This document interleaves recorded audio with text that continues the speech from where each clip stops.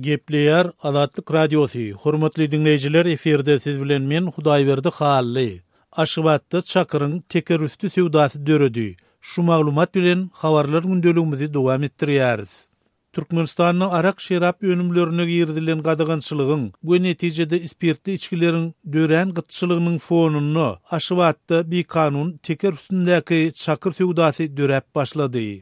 Yatlat geçsek, geçen ay Türkmen häkimetleri yapık binalarda bu söwüş sunwaty boýunça geçiriljek Aziýa oýunlarynyň öňünden alkoholly içkilerin satywyny dilden gadagan edipdiler. Azatlyk Radiosynyň çeşmeleriniň maglumatyna görä, bu bir hepde içinde arak şerap önümleriniň gara bazarynyň dörep başlamagyna, uzul adalyň ýasama araklaryň ýasalmagynyň ýene güýçlenmegine, şonuň bilen bir wagtda da hili gümürtük içkileriň bahalarynyň keskin gymmatlamagyna getiripdir. Şeýlede gadaganlygyň ýyzy bilen Aşgabatyň boloýundaky Türkmenistanyň Azyk Senagaty döwlet birleşigine degişli awadan çakyr kärhanasynyň işi de togtadylypdy. Soňky bir näçe günden bäri Aşgabatda alkoholly içkiler ulaglarda, ýagny teker üstündäki dukanlarda satylyp başlandy. Gadaganlykdan soň ilkiler şeraby ugrynça süwdegärleriň öýlerinden barıp alýardyk. Indi dukan eýeleri ynamdar müşterilerine ýörüte telefon belgilerini berýärler. Bundan soňra jaňlaşyp gerekli içkiňi sargaýarsyň. Şeýlede onu eltip bermeli salgyny aýdýarsyň. Belli bir wagtdan soň ılalyşylan ýerine ulag bilen aragyny getirip gidýärler diýip Aşgabatyň 11-nji mikroraýonynyň ýaşaýjysy Italmaz Azatlyk Radiosynyň yerli çeşmeleriniň birine gurrun berdi. Şol bir wagtda gadaganlygyň fonunda dören içkilerin gara bazaryna arakdyr şeraplaryň bahasy öňkü bazar bahalaryndan iň azyndan 2 hesse gymmat satylýar.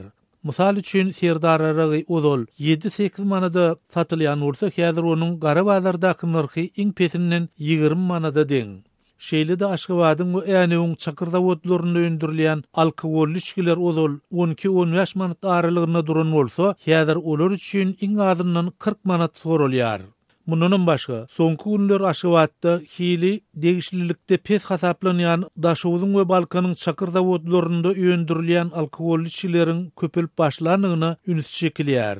Ozollar paýtagtyň sewda nokatlarynyň tekçilerini narhy 7 manatdan geçmeýän şeraplar häzir gara bazarda 17-20 manat aralygyna satylýar. Bu aralykda Azatlyk Radiosynyň yerli habarçylary bilen söhbetdeş bolan türkmenistanlylar häkimetleriň spirtli içkilerin satywydan aýrylmagy baradaky talabyndan soň ýasama araklaryň hem peýda bolup başlandygyny, munyň netijesinde zäherlenme ýaly ýagdaýlaryň da ýüze çykýanlygyny öňe sürýärler. Emma bu maglumatlary ne beýleki garaşsyz çeşmeler, ne de yerli saglyk resmiýetlerine tasdikladyp ýa-da inkar etdirip bolmady.